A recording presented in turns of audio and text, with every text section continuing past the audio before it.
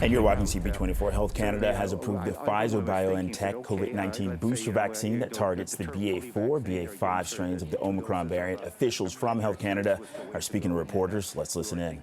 About, sort of herd immunity with, to be quite honest, at the time, not knowing initially what the sort of the longer protection might be.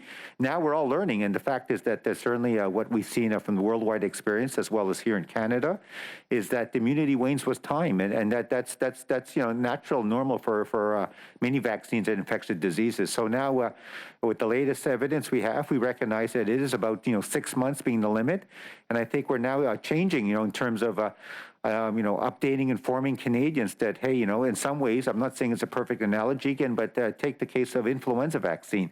I think people have now been socialized and, are aware that, hey, influenza vaccine, it's not sort of a one and done kind of deal in terms of getting vaccinated, that you need to do it on a regular basis. In the case of influenza, it's sort of an annual basis, more into the fall. And we just mentioned about getting your flu vaccine this fall as we head into the winter respiratory season.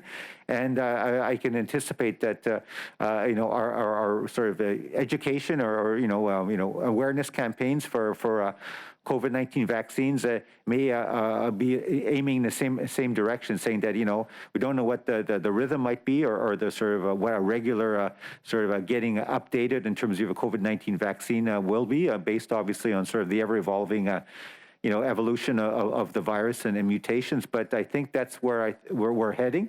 And I think Canadians, by and large, will get that. So you could say, yes, there is vaccine fatigue in terms of what we've been through for the past 2 years. But I think as we try to head back to what we might call a more normal or new normal in terms of how we manage COVID-19 moving forward, my anticipation, hope is that people recognize that compared to many other infectious diseases, we've learned a lot from COVID-19, and maybe the way for the future for vaccination is that there is this idea that there needs to be sort of a regular sort of a rhythm or getting up to or keeping up to date with your COVID-19 vaccine.